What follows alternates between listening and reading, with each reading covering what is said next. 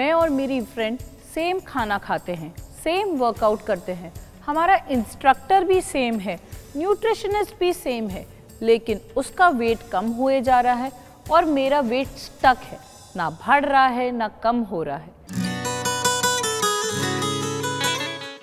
नमस्ते, मैं हूँ उर्वशी अग्रवाल, आपकी हेल्थ एंड फिटनेस कोच। क्या आपने भी ये प्रॉब्लम फेस की है? क्या आपको भी लगता है कि एक ही वर्कआउट, एक ही डाइट प्लान हम सब के लिए है? क्या आपको भी लगता है कि एक ही डाइट खाने से हम सब वेट लूज़ कर सकते हैं? आज की वीडियो में हम बात करेंगे कि किस तरह से body to body workout regimes अलग अलग होते हैं, किस तरह से ओबेसिटी हर किसी की अलग होती है, मेटाबॉलिज्म पे कौन सा प्लान या डाइट या फूड ग्रुप्स वर्क करते हैं। सो अगर आपका भी ये प्रॉब्लम है, ये वीडियो आप एंड तक देखें। दोस्तों, आज के टाइम में ओबेसिटी एक मेजर हेल्थ क्राइसिस हो गया है। मोटापा सिर्फ आपकी लुक्स के बारे में नहीं है, लेकिन ओबेसिटी से बहुत सारे हेल्थ एंड लाइफस्टाइल डिसऑर्डर्स हो सकते हैं। अगर आप बहुत ज़्यादा ओबीज हैं तो आपके हार्ट पे प्रेशर पड़ सकता है। ओबेसिटी से आपको टाइप 2 डायबिटीज़ हो सकता है, बिकॉज आपकी बॉडी इंसुलिन रेजिस्टेंट हो गई है। बहुत ज़्यादा वेट होने से आपकी जॉइंट्स पे, आपकी नीज पे प्रेशर पड़ सकता है, जिसकी वजह से आपके बोन्स वीक हो सकते हैं। ओबेसिटी से लड़कियों में, जेंट्स में भी हार्मोनल इश्यूज हो सकते हैं, जिससे उनको पीसीओडी, पीसीओएस हो सकता है। सो ओबेसिटी को सिर्फ लुक्स के लिए नहीं, लेकिन अपनी ओवरऑल डेवलपमेंट के लिए, अपनी ओवरऑल हेल्थ के लिए ओबेसिटी से हम सबको छुटकारा पाना पड़ेगा। सो सबसे पहले ओबेसिटी को लेके जो बहुत सारे मिसकंसेप्शंस हैं उसके बारे में समझते हैं। अगर मैं 2 प्लेट खाना लेके खड़ी हूँ जिसमें दोनों में ही हेल्दी फूड है और लगभग 600 से 700 कैलोरीज हैं, लेकिन एक जन का इस खाने को खाने से वेट कम होता है और एक जन का वेट स्टक रहता है। ऐसा क्यों? क्योंकि weight loss is just not about calories. आप किस तरह से उस खाने को खाते हैं, कितना च्यू करते हैं, क्या आपकी लाइफस्टाइल है, सेडेंट्री है या आप एक्टिव हैं, कितना आप सोते हैं, पूरा दिन भर में आप कितना पानी पीते हैं, और स्पेशली आपकी मेंटल हेल्थ कैसी है। जब आप वो खाना खा रहे हैं, आप क्या सोच रहे हैं, कितना उसको च्यू कर रहे हैं, कितना आप उसको प्रॉपरली पचा रहे हैं, ये सब पे डिपेंड करता है आपकी वेट लॉस जर्नी कैसी रहेगी। ऑल्सो आपकी बॉडी का मेटाबॉलिज्म कैसा है। मेटाबॉलिज्म तभी अच्छा होता है जब आपकी बॉडी एक एक्टिव लाइफस्टाइल में रहती है। दूसरी चीज़, आपके जेनेटिक्स कैसे हैं। क्या आपके पेरेंट्स जो हैं वो एक्टिव थे, उनकी बॉडी या उनके सेल्स कितने स्लगिश हैं, एक्टिव है, उस पर भी डिपेंड करता है। तीसरी चीज़, स्लीप डिप्रीवेशन, जैसे मैंने पहले भी मेंशन किया। अगर आप टाइम पे सोते हैं, टाइम पे उठते हैं, तो आपकी बॉडी एक्टिव होती है, आपका मेटाबॉलिज्म भी क्विक होता है और आप अच्छे से अपना खाना पचा सकते हैं। फोर्थ एंड मोस्ट इम्पॉर्टेंट, आपकी गट हेल्थ एंड आपका डाइजेशन कैसा है। आपका गट स्टार्ट हो जाता है आपके मुंह से एंड टिल आपके एनस तक आपका गट माइक्रोबायोम है, जहाँ से आप खाना खाना स्टार्ट करते हैं और जहाँ से आप उसको एलिमिनेट करते हैं। सो आपके गुड एंड बैड बैक्टीरियाज का बैलेंस कैसा है, आपका फूड किस तरह से डाइजेस्ट हो रहा है, उस पर भी आपका वेट लॉस डिपेंड करता है।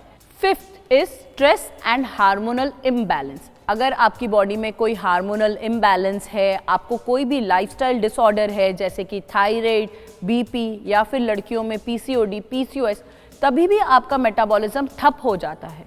अगर आप बहुत ज़्यादा स्ट्रेस में हैं, एंजाइटी में हैं, कोई डिप्रेशन के पिल्स ले रहे हैं, तभी भी आपका मेटाबॉलिज्म कॉम्प्रोमाइज्ड होता है। सो इसलिए कैलोरी कितनी ली, उससे ज़्यादा इम्पॉर्टेंट है कि आपकी बॉडी कैसी है, और उस पर ही डिपेंड करता है कि आप किस तरह से ओबेसिटी को अपनी बॉडी में से कम कर सकते हैं। कैलोरी काउंट के बाद दूसरी मिथ है फैट डाइट्स। हम लोगों को लगता है कि कार्ब्स छोड़ देते हैं, कीटो कर लेते हैं, या फिर वाटर फास्टिंग कर लेते हैं, जूस डाइट पे चले जाते हैं, फैट छोड़ देते हैं। हर रोज़ एक नया मिथ आता है, हर रोज़ नया एक फैड आता है, और आप एक डाइट से दूसरी डाइट पे जंप करते रहते हैं वेट लूज़ करने के लिए। लेकिन weight loss starts from your mind and ends in your stomach.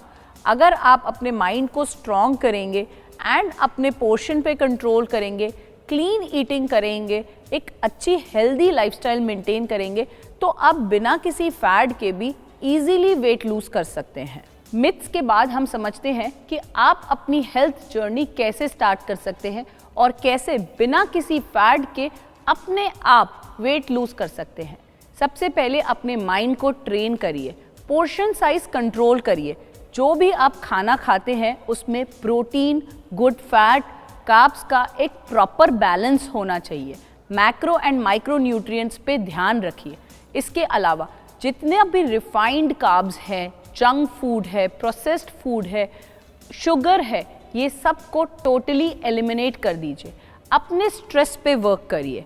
जब आप हेल्थ जर्नी पे होते हैं, क्लीन ईटिंग कर रहे होते, कई बार आपको एंजाइटी फील होती है, तो डीप ब्रीदिंग करिए, मेडिटेशन करिए, नेचर वॉक करिए, रनिंग करिए, जिससे आपकी body serotonin, happy hormones produce करेगी। फूड एंड न्यूट्रिशन के साथ साथ आपको अपने वर्कआउट पे भी ध्यान देना है।